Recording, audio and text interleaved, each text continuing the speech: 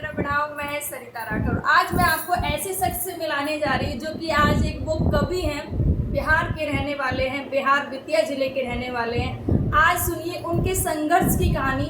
नमस्ते अंकल जी, थोड़ा सा बताइए अपने जीवन की कहानी लोगों को। सूखी रोटी पत्तल में और चुल्लू में पानी है, अपनी उपलब्धियों की यही कहानी। अरे वाह वाह वाह।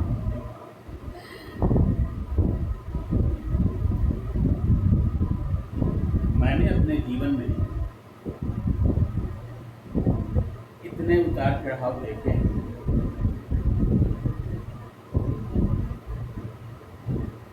कि अब मुझे कोई भी परिस्थिति तोड़ नहीं सकती। बचपन मेरा वैसे गुजरा है जैसे राजकुमार। अच्छा। 4 गायें दरवाजे थे। नेपाली नौकर हमारे यहाँ गेट खोलने के लिए सैल्यूट करने के लिए था। अच्छा। हाथी पे चढ़ के आप मेरे फाटक से घुस जाएं, इतना बड़ा दरवाजा था। तो एक राजघराने जैसे आप बिलोंग करते थे। जहाँ हम लोगों का माने पूर्वजों का जहाँ घर है वो सीसोटार बलिया,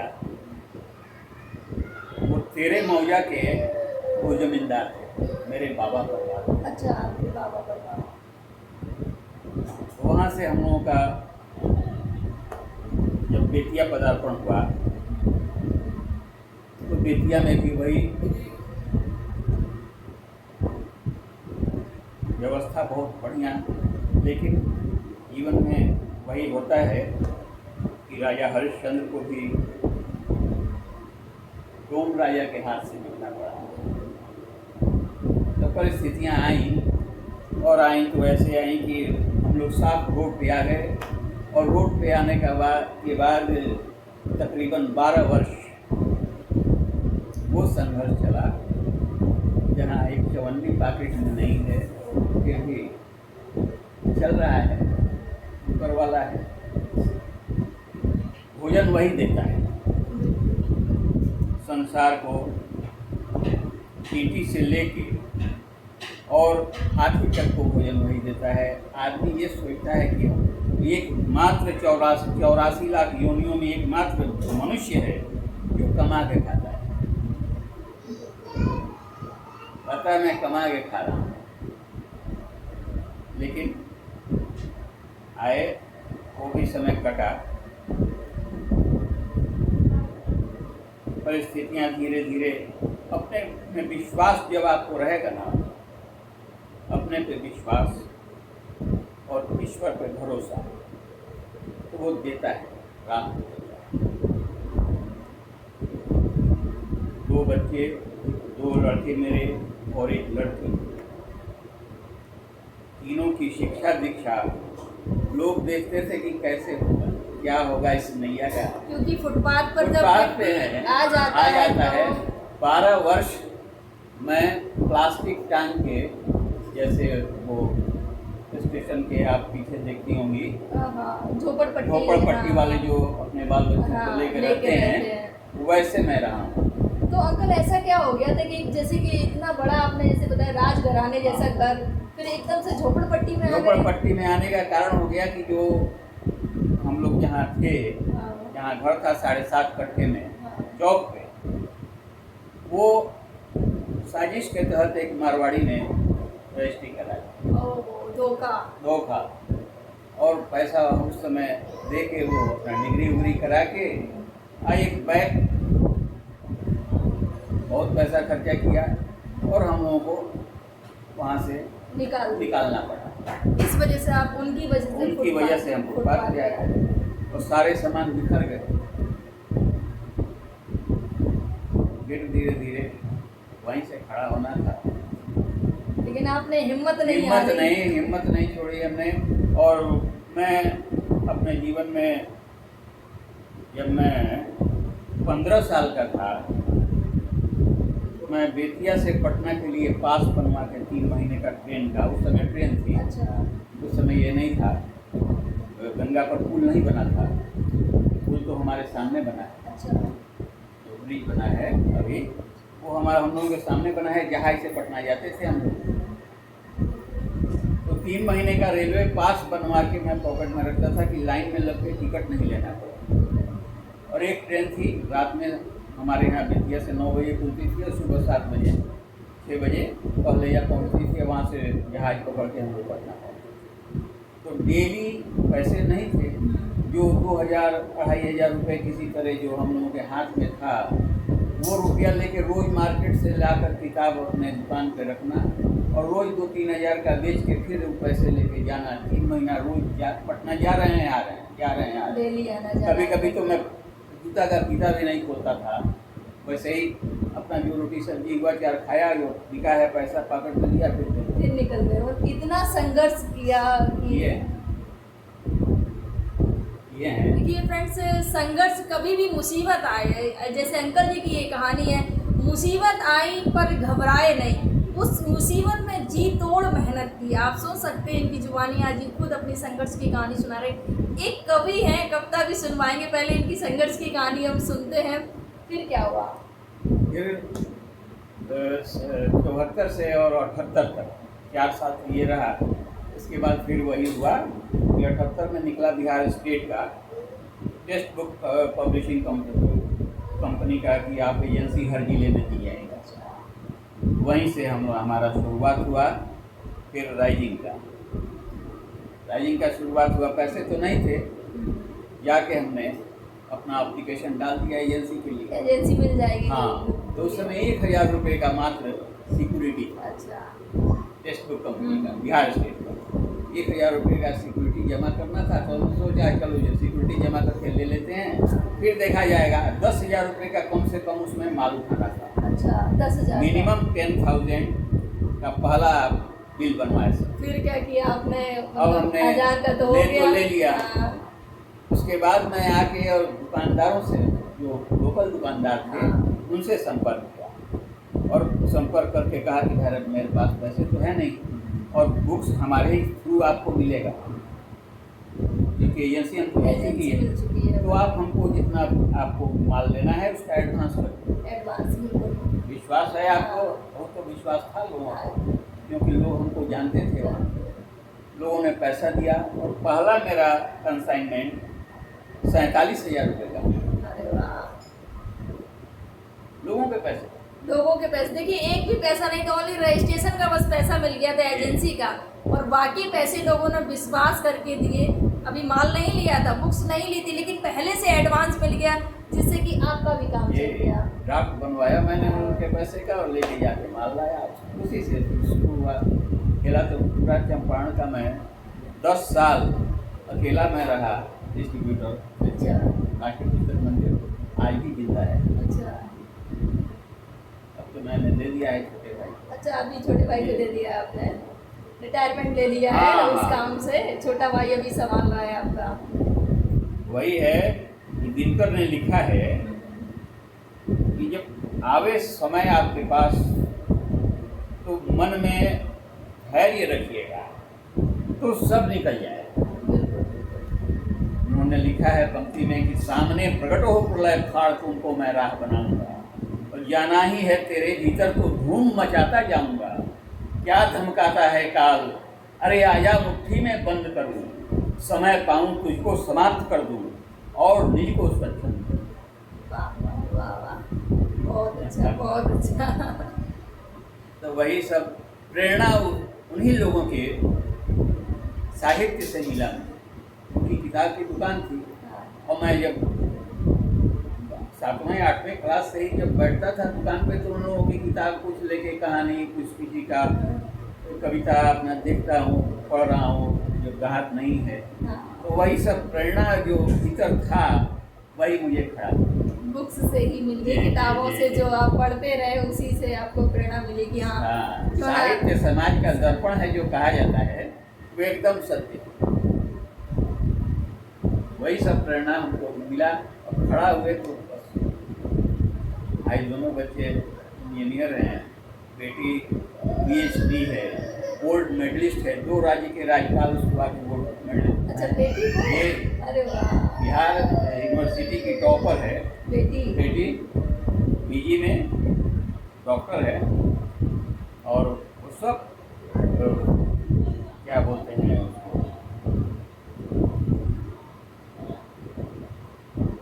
बीए से ही उसका जो फर्स्ट क्लास फर्स्ट का लगा लेवल, वो आखिरी तक पीएचडी तक,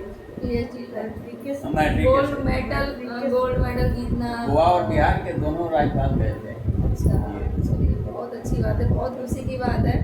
एक सफल पिता ही आपको बोल सकते हैं, एक सफल पिता, क्योंकि बच्चे सफल हैं। अगर बच्चे सफल हो गए तो माता पिता का जीवन भी सफल हो गया है।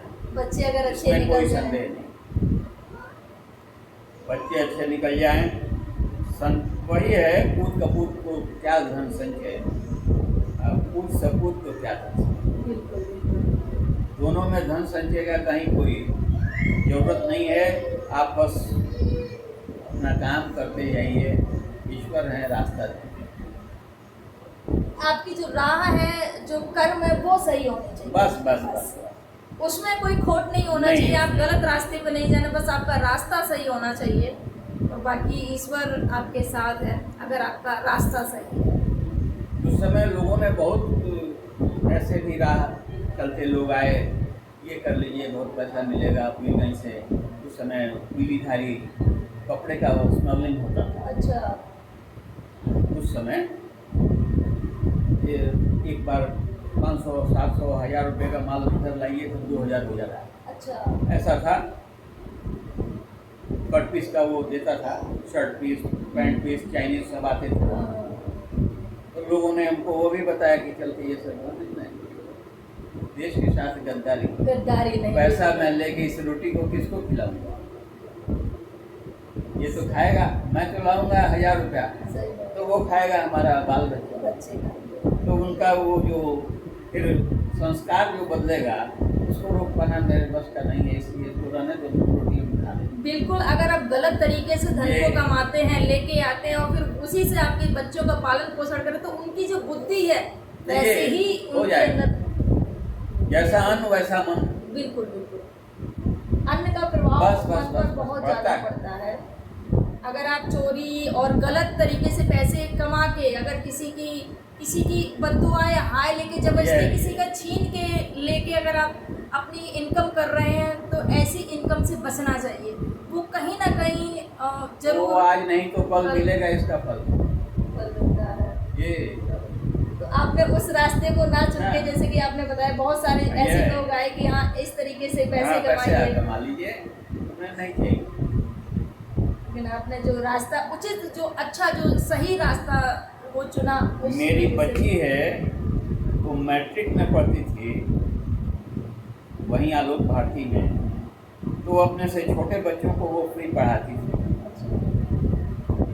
तो मेरा संस्कार तो गया ना, संस्कार गए, बिल्कुल। माता पिता उसके बाद मैट्रिक से जब वो इंटर में गई, तो आलोक भारती स्कूल वाले ने उसको अपने यहाँ टीचर रख दिया। आप यहाँ पर ये उसका डिवोशन देख के गरीब बच्चों को फ्री पढ़ा रही है। ये संस्कार जो होते हैं घर से ही मिलते हैं, माता पिता से मिलते हैं। सही बात है, कुछ बात होती है ना तो बोलते नहीं, माता पिता के संस्कार हैं जो झलक रहे हैं बच्चे के अंदर। तो आपके जो संस्कार हैं वो ही बच्चे आगे लेकर आए, आपके ही संस्कारों को। जैसे कि बेटी, जैसे कि आपने बताया कि फ्री में पढ़ाना, और आज तीनों बच्चे सक्सेस हैं। दोनों, बेटा इंजीनियर है, बेटी भी, मतलब पूरी जो परिवार है बहुत अच्छा। अभी अंकल जी की भी इतनी उम्र हो गई, आंटी जी भी साथ हैं। कुछ उस पर दूसरा वीडियो बनाएंगे अंकल जी और आंटी जी वाला, क्योंकि बुढ़ापे में एक दूसरे का, पति पत्नी का साथ कितना जरूरी होता है, उस पर दूसरा वीडियो मेरा मिलेगा। अंकल जी, आप कभी, आपने अभी संघर्ष की कहानी बताई, अब थोड़ा सा कोई कविता, कोई छंद, कुछ ऐसा कुछ सुना दीजिए हमारे दर्शकों को। नई कविता एक आपको छोटी सी सुना।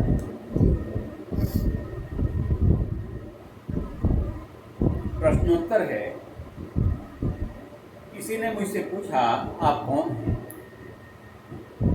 किसी ने मुझसे पूछा आप कौन हैं? मैं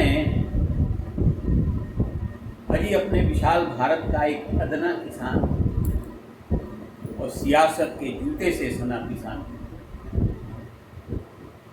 हम लोगों के यहाँ किसान आटे को कहते हैं। आटे को बोलते हैं, हाँ आपके साथ। किसी ने मुझसे पूछा आप कौन हैं? मैं अजी अपने विशाल भारत का एक अदना किसान हूँ, सियासत के जूते से सना किसान। तो ये तो आपका वर्तमान है, ये तो आपका वर्तमान है। भविष्य की योजनाओं पर कृपया प्रकाश डालेंगे। तो जी हाँ, अब मैं बिल्कुल तैयार हूँ, अब मैं बिल्कुल तैयार हूँ। आप मुझे जातिवाद के गर्म तवे पर दोनों तरफ से सेंक सकते हैं। आप मुझे जातिवाद के गर्म तवे पर दोनों तरफ से सेंक सकते हैं और पेट भर जाए तो पागल कुत्तों के सामने फेंक सकते हैं। बहुत अच्छे अंकल जी, बहुत अच्छा लगा आपकी जो कविता थी, सच में धन्यवाद। बहुत अच्छी लगी आपकी कविता। एक प्रेरणादायक है कि जैसे कि आज के संदर्भ में आप उसको देखिए। बिल्कुल बिल्कुल कि बड़े बड़े डिग्री लेके लोग पढ़े हुए हैं, 90% से लेके वो आया क्या आरक्षण में चढ़ गया। क्या है भाई? सही है।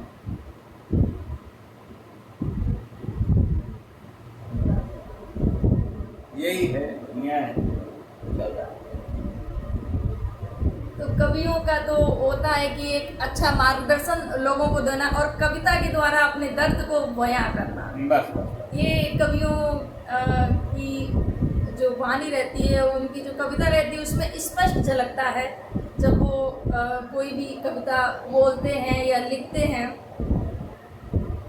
तो इस समय का जो है ना, एक और आपको कविता सुना देते हैं। जी जी सुनाइए। आप इतने दुष्ट हैं, क्या बात है? आप इतने दुष्ट हैं, क्या बात है? और फिर भी हम संतुष्ट हैं, क्या बात क्या है? बात है।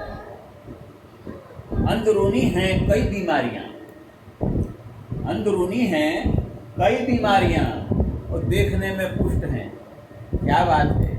और कुर्सियों पर बैठकर आराम से जिंदगी उड़वा रहे, क्या बात है? और जिंदगी तो जिंदगी कंकाल को भी बेचकर खा रहे आराम से, क्या बात है? और हम भी उनसे कम नहीं, जो सब उन्हीं पर छोड़कर बैठ कर हैं कह रहे, क्या बात है? क्या बात है? क्या बात है, वाह वाह वाह वाह वाह। इसका आप हिंदी सारांश कुछ बताइए अंकल जी। ये जो आपने कविता बहुत सारांश ये है हाँ। कि इस समय की परिस्थितियां आप सामने देखिए, जी सत्य है।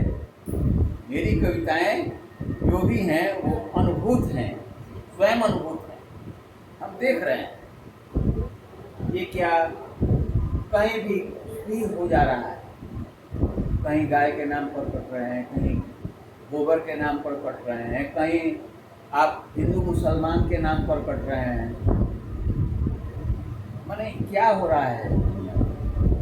प्रेम से हम लोग नहीं रह सकते। जो भी कुर्सी के लिए जो छीना झपटी मची हुई है, सत्ता के लिए, सत्ता के संघर्ष में आम आदमी पीसा जा रहा है। उसको कोई मतलब नहीं है उससे आप क्या कर रहे हैं। लेकिन चंद लोगों के राजनीतिक षड्यंत्र के शिकार जो आम आदमी हो रहा है, वो उसके दर्द को मेरे जहन में जब आता है तो उसकी आत्महत्या निकल जाती है। अच्छा, तो ये जो पंक्तियाँ थी ये दर्द बयां किया, ये आम आदमी का दर्द। ये जो भी निष्पक्ष होके बैठ के उसको सोचेगा, उसका दर्द है। कुर्सियों पर बैठकर आराम से जिंदगी उड़वा रहे, क्या बात है?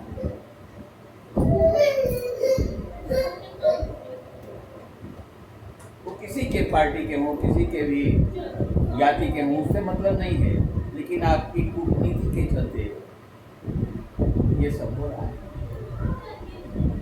पॉकेट के माल शेयरों, सट्टों, टिकट में बंट गए और फंड सरकारी व्यवस्था में थे जितने बंट गए और अर्थतंत्री देश में कुछ इस कदर भटके कि हम सारे शायर एक ही चौकी पे आके अरे वाह बहुत अच्छी शेर व शायरी। और हम ऐसे ही चीज लिखते हैं जो खुद नहीं। अनुभव में आती है। अच्छा, जिसकी आप खुद हाँ, अनुभूति करते हैं हैं कि ये हो क्या रहा है, सामने दिखाई दे रहा है। जो चल रहा है हाँ, समाज में चल रहा है। देखिए शेयर आज 25,000 पार कर रहा है। तो वही बोला मैंने कि पॉकेट के माल शेयरों सट्टों टिकट में बंट गए। फंड सरकारी व्यवस्था में थे जितने बंट गए अर्थतंत्री देश में, कुछ इस कदर भटके कि हम सारे शायर एक ही चौकी पे आ गए। बहुत अच्छा आपकी जो कविताएं आपकी फिर कभी सुनाएंगे आपको। बहुत अच्छा लगा फ्रेंड्स। ये अंकल जी की कहानी थी, संघर्ष की कहानी और कवि बनने तक की। क्योंकि ये जब इन्होंने अपनी बुक्स की दुकान खोली तो जब खाली समय है तो कोई ग्राहक नहीं आ रहे तो उन्हीं को बस पढ़ते रहते थे किताबों को, उन्हीं से इनको प्रेरणा मिली और एक कवि बन के निखरे वहाँ से। और अपना जो बिजनेस है वो भी अच्छे खासा चला और आज जो बेटे बहू सब भगवान की कृपा सब कुछ संपन्न है। और ईश्वर का आशीर्वाद है, आप लोगों की दुआ है और क्या है। मेहनत के दम पर आज ये सब मुकाम हासिल किया है। तो कभी भी संघर्ष आए जीवन में छोड़ना नहीं चाहिए, कभी हार नहीं माननी चाहिए और हिम्मत से उसका मुकाबला करना चाहिए। फ्रेंड्स, कैसी लगी आपको ये कहानी और अंकल जी कविता, कमेंट जरूर करिएगा। फ्रेंड्स, आप सभी को मेरा प्रणाम। जय हिंद, जय भारत, जय सिया राम।